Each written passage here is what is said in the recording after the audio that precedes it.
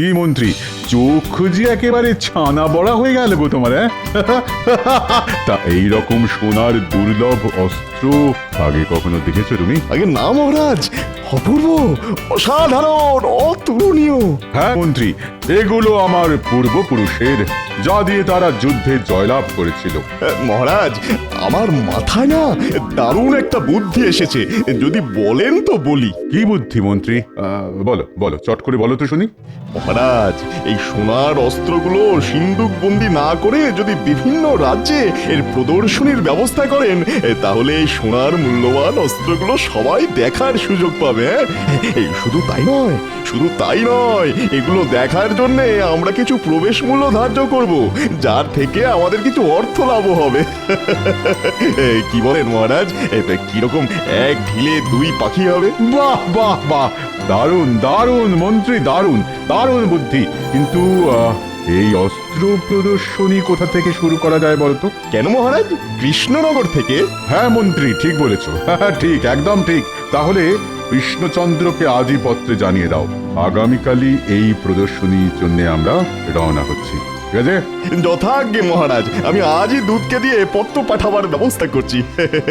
তাহলে আমি এবার আসি মহারাজ। হ্যাঁ হ্যাঁ হ্যাঁ, এসো এসো এসো।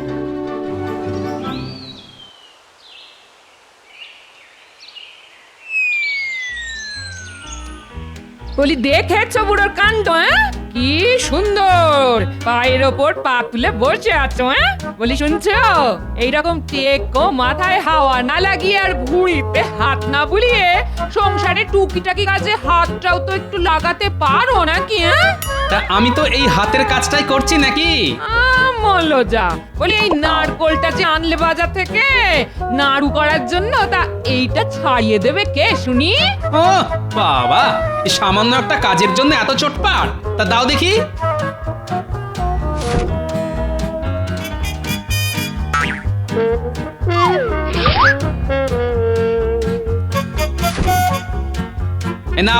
এই নাও তোমার নারকোল।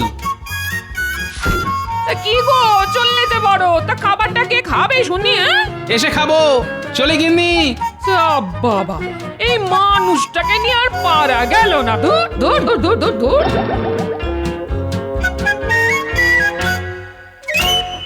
মহারাজের জয় হোক। হ্যাঁ, বলো প্রহরী, কি বার্তা? মহারাজ, খাম্বাজ রাজের দূত এসেছেন বিশেষ একটি পত্র নিয়ে আপনার সঙ্গে দেখা করতে। আহ, তা যাও, তাড়াতাড়ি তাকে আমার কাছে নিয়ে এসো। যথা আজ্ঞা মহারাজ। মহারাজ, খাম্বাজরাজ আপনার জন্য এই বিশেষ পত্রটি পাঠিয়েছেন।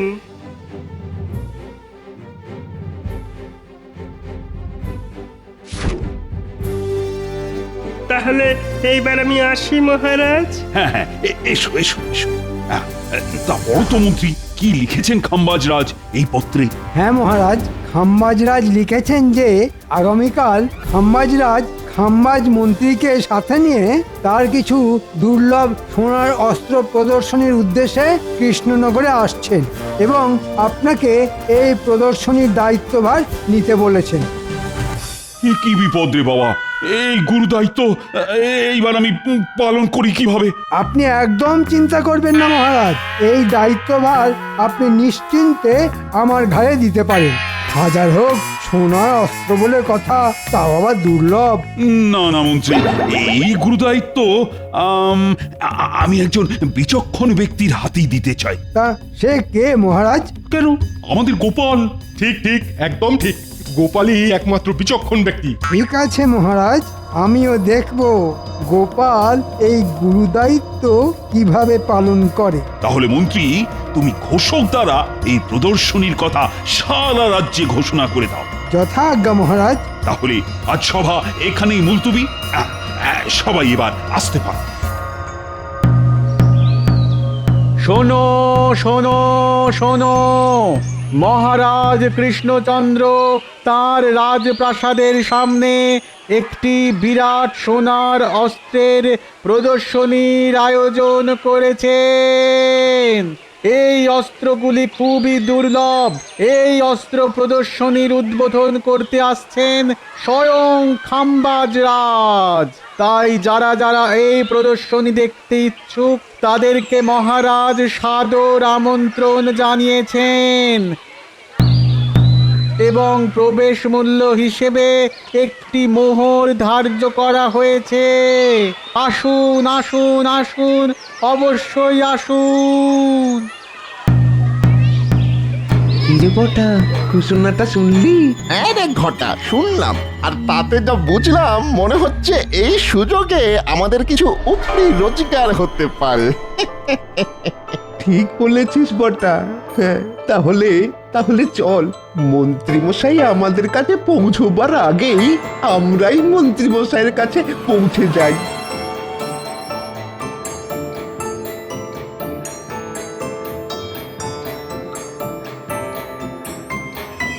মন্ত্রী মশাই তো কি? আরে এই যে মেঘ না চাইতেই জল। আয় আয় ভেতরে আয়, আমি এক্ষুনি তোদের কাছেই যাচ্ছিলাম। দেখলি ঘটা, আমি তোকে বলেছিলাম না যে আমাদের একটা উপরি রোজগারের সুযোগ আসছে। কি এত ফিসফিস করছিস? শোন, একটা কাজ আছে। হ্যাঁ হ্যাঁ হ্যাঁ, বলুন বলুন বলুন। আশা করছি মহারাজের ঘোষণা তোদের কানে গেছে। হ্যাঁ হ্যাঁ, তা আবার যাবে না। তা কি করতে হবে বলুন? শোন, তোরা আজ রাতে আমার সঙ্গে ইংরেজ সাহেবের কাছে যাবি, আর সেখানে গেলেই জানতে পারবি তোদের কি করতে হবে।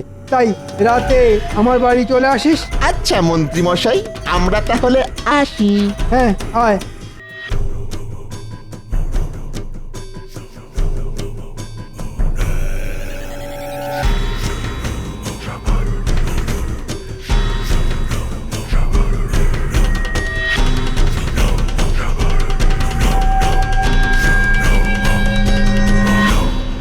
আসতে পারি মহারাজ? আরে এসো এসো গোপাল, আমি তোমার কথাই ভাবছিলাম। কেন মহারাজ? গোপাল, আমি কিছুতেই ভেবে উঠতে পারছি না যে এই অস্ত্র প্রদর্শনীর দায়িত্ব আমি একা কি করে সামলাবো। মানে যদি এই মূল্যবান অস্ত্রগুলোর কিছু হয়ে যায় তাহলে তো খাম্বাজ রাজ আমায় ছেড়ে কথা বলবেন না। তাই আমায় বাঁচাও গোপাল। আমি চাই এই প্রদর্শনীর দায়িত্ব তুমি তুমি তোমার হাতে তুলে নাও। ঠিক আছে মহারাজ, আপনি কোনো চিন্তা করবেন না। এই সোনার অস্ত্রগুলি কিভাবে রক্ষা করতে হয় তা আমিও খুব ভালোভাবেই জানি। তাই নাকি গোপাল? তো কিরকম শুনি? কানটা কাছে আনুন মহারাজ, বলি। বাহ বাহ বাহ, দারুণ বুদ্ধি তো। ঠিক আছে গোপাল, এই কাজের জন্য যদি তোমার কিছু মোহরের প্রয়োজন হয় তাও আমি দেব। ধন্যবাদ মহারাজ, তাহলে এবার আমি আসি। হ্যাঁ হ্যাঁ, এসো এসো, আর সাবধানে যেন কাক পক্ষীতেও টের না পায়। পাবে না মহারাজ, প্রণাম। এই সে মন্ত্রী, এসো এসো, আমরা তোমার জন্য অপেক্ষা করিতেছিলাম।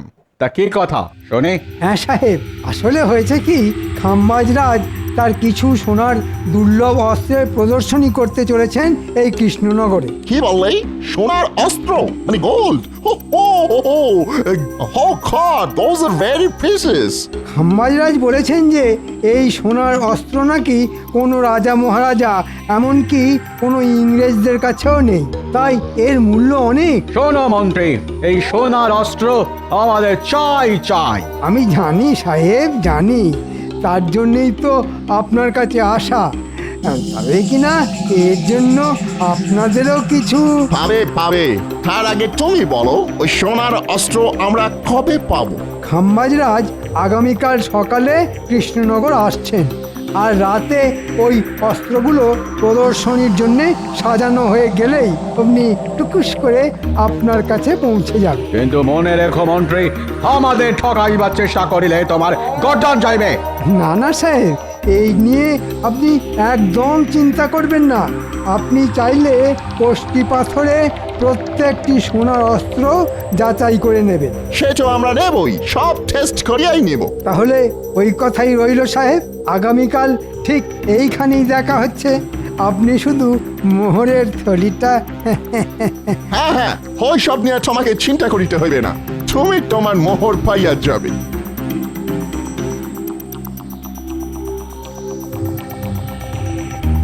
তাহলে মন্ত্রী মশাই এই চুরিটা আমরা কি করে করব?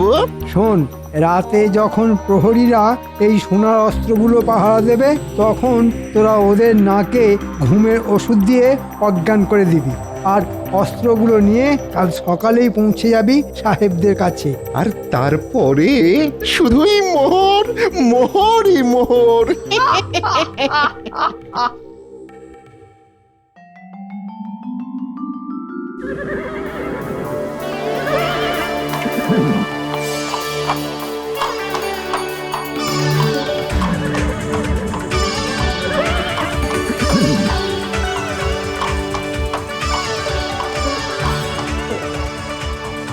আসুন আসুন খাম্বাজরাজ, আসুন আসুন। তা প্রদর্শনীর সব ব্যবস্থা ঠিকঠাক হয়েছে তো কৃষ্ণচন্দ্র? হ্যাঁ হ্যাঁ খাম্বাজরাজ, সেসব নিয়ে কোনো চিন্তা করতে হবে না। গোপাল সবকিছু নিজের হাতে পরিপাটি করে ব্যবস্থা করেছে। তা সুরক্ষার ব্যবস্থা কেমন? হাজার হোক সোনার অস্ত্র বলে কথা। হ্যাঁ, না না খাম্বাজ মন্ত্রী, এই অস্ত্রগুলো সুরক্ষার জন্য ইতিমধ্যেই আমি প্রহরী নিয়োগ করেছি। বাহ বাহ বাহ, এই না বলে কৃষ্ণচন্দ্র, তোমার এই দায়িত্ববোধ দেখে আমি খুবই খুশি হলাম। আর তাছাড়া আমাদের গোপাল তো আছেই। হ্যাঁ মহারাজ, তাহলে এইবার ভেতরে আসা হোক। হ্যাঁ হ্যাঁ হ্যাঁ, চল চল। হ্যাঁ গোপাল, সব ব্যবস্থা ঠিকঠাক হয়েছে তো? সামলে নিও কিন্তু। হ্যাঁ হ্যাঁ মহারাজ, ওসব নিয়ে আপনাকে একদম চিন্তা করতে হবে না, আপনি নিশ্চিন্তে থাকুন। কি গোপাল, তা আগামীকাল যে প্রদর্শনী, আয়োজন কত দূর? এই তো মহারাজ, প্রদর্শনীর জন্য সব অস্ত্র সাজানো হয়ে গেছে, এইবার শুধু আগামীকালের অপেক্ষা। বাহ বাহ বাহ, তা প্রহরীরা তোমরা তাহলে ঠিকঠাক করে পাহারা দিও। আমরা তাহলে আসি। আপনি কোনো চিন্তা করবেন না মহারাজ, আমরা এইখান থেকে একটা মাছিও গলতে দেব না। আপনারা নিশ্চিন্তে থাকুন।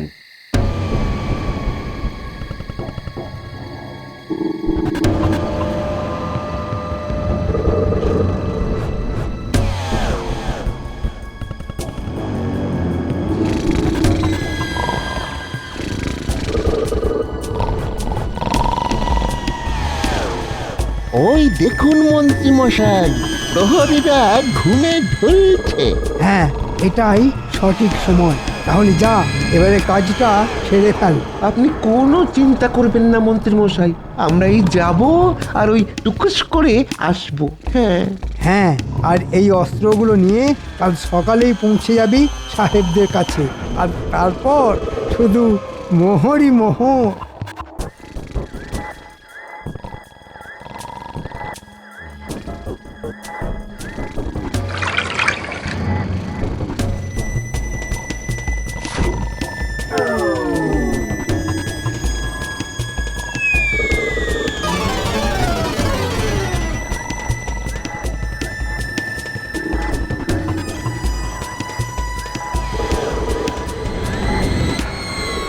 এই দেখুন মন্ত্রী মশাই, আমরা এসে গেছি। কই এনেছিস? দেখি দেখি। সাব্বাস, এইবার তোরা এইগুলো নিয়ে সোজা কাল সকালে পৌঁছে যাবি সাহেবদের কাছে। আর ওদিকে আমিও কাল সকালে প্রদর্শনীর সময় মহারাজের কাছে গোপালকে চোর বলে দোষী সাব্যস্ত করব। এরপর বুঝবে গোপাল আমার পিছনে লাগার ফল। বাবা বাবা, মন্ত্রী মশাই আপনার কি বুদ্ধি! তাহলে এবার তোরা যা, আর সাহেবদের কাছ থেকে মোহরগুলো নিয়ে কালকে আমার বাড়িতে চলে আসিস। সেখানেই আমি তোদের বকেয়া বুঝিয়ে দেব। এই এই আস্তে আস্তে, একদম ঠেলাঠেলি নয়, সবাই সবাই দেখতে পাবে। দেখেছেন মহারাজ, আপনার এই প্রদর্শনী দেখার জন্য কত ভিড় একেবারে উপচে পড়ছে। হ্যাঁ হ্যাঁ মন্ত্রী, তুমি ঠিকই বলেছিলে। তা খাম্বাজরাজ, আপনি খুশি তো? হ্যাঁ হ্যাঁ হ্যাঁ, খুশি খুশি খুশি। এত ভিড় আমার তো কল্পনারও বাইরে কৃষ্ণচন্দ্র। তাহলে খাম্বাজরাজ, এবার যে এই প্রদর্শনীর উদ্বোধনের সময় ঘনিয়ে এলো, আসুন। হ্যাঁ হ্যাঁ গোপাল, চল চল।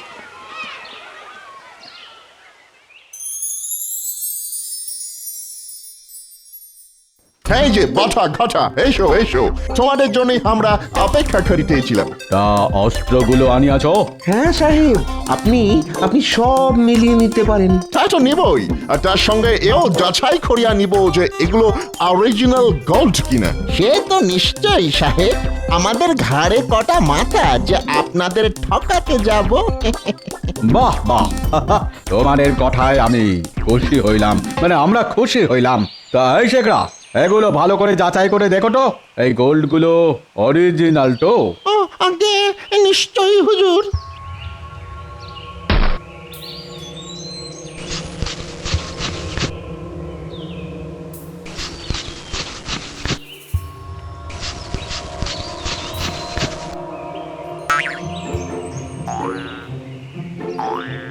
কি হইল? তুমি এইভাবে একবার আমাদের মুখের দিকে একবার ওদের মুখের দিকে তাকাইতেছ। What happened? সাহেব কি আর বলবো, এই মরকটগুলো আপনাদের ডাহা ঠকানে ঠকিয়েছে। কেন, কি হইয়াছে? সাহেব এগুলো সব পিতলের। হ্যাঁ হ্যাঁ পিতল। বাট কি এত বড় সাহস তোমাদের যে সোনা বলে পিতল গচানো? এই মাটি করেছে, এটা কি হলো রে ঘটা? মাঝখান থেকে মন্ত্রী মশাই আমাদের এইভাবে ফাঁসালো। তোমরা জানো যে আমরা এক্ষুনি তোমাদের গুলি করিয়া মাথার খুলি উড়াইয়া দিতে পারি। বাডিস কাউন্ডালস। ক্ষমা করে দিন সাহেব, ক্ষমা করে দিন। আমরা আপনাদের ঠকাইনি, বিশ্বাস করুন আমরা আপনাদের ঠকাইনি। তা করিলে তোমার টিকিও খুঁজে পাইবে না, সেটা নিশ্চয় জানো তোমরা। আমাদের তো মন্ত্রী মশাই আপনাদের কাছে পাঠিয়েছিল। হাই, তোমরা সত্যি বলিতেছ? একদম সত্যি সাহেব, আমি আমার বাড়ির গিন্নির দিব্যি খেয়ে বলছি। চলো তাহলে চলো, আমাদেরকে তোমাদের মন্ত্রী মশাইয়ের কাছে নিয়ে চলো এখনই। হ্যাঁ সাহেব, চলুন চলুন।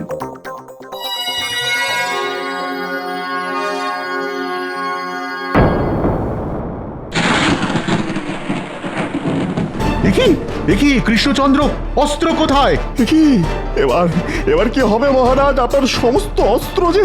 না না, মানে আমি মানে গোপাল গোপাল। দেখলেন তো মহারাজ, আমি আপনাকে প্রথমেই বলেছিলাম যে গোপালকে এই দায়িত্ব দেবেন না। এখন হলো তো।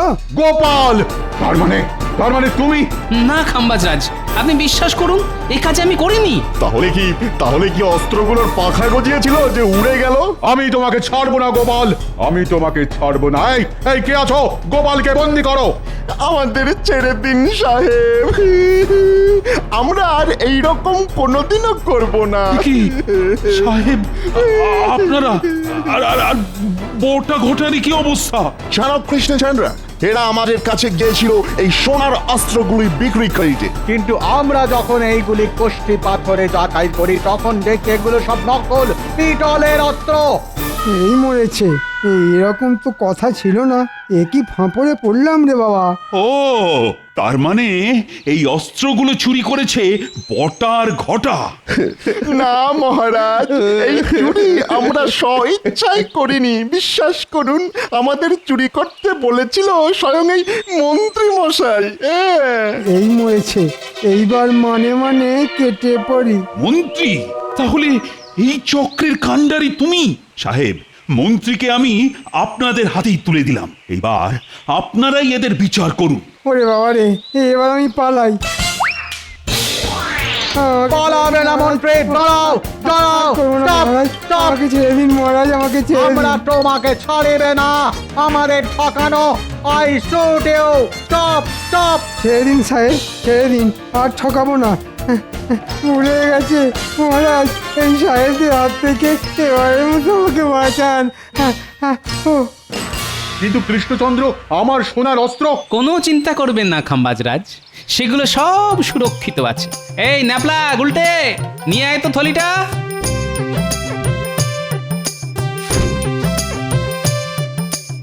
তাহলে ওরা যেগুলো চুরি করেছিল সেগুলো কি গোপাল? সেগুলো সব পেতলের খাম্বাজরাজ। মানে? আসলে হয়েছে কি খাম্বাজরাজ,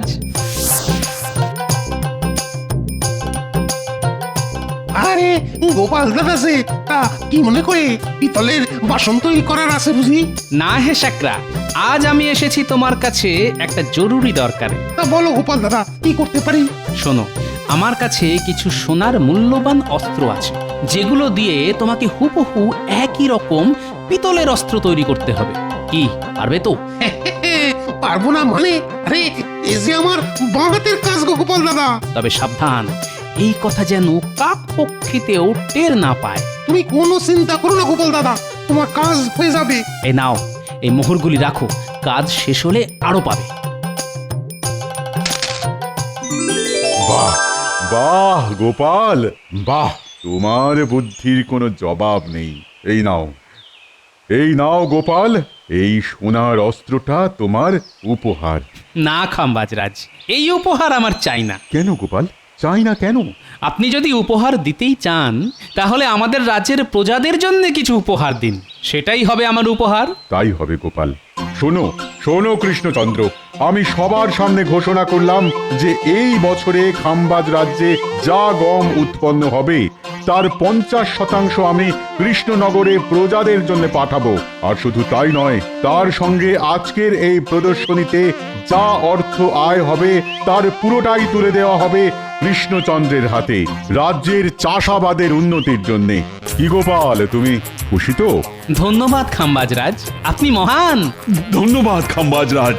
সবাই বলো, জয় খাম্বাজরাজের জয়, জয় গোপালের জয়। না না মহারাজ, জয় আমার নয়, বলুন কৃষ্ণনগরের জয়। জয় কৃষ্ণনগরের জয়। জয় জয় কৃষ্ণনগরের জয়।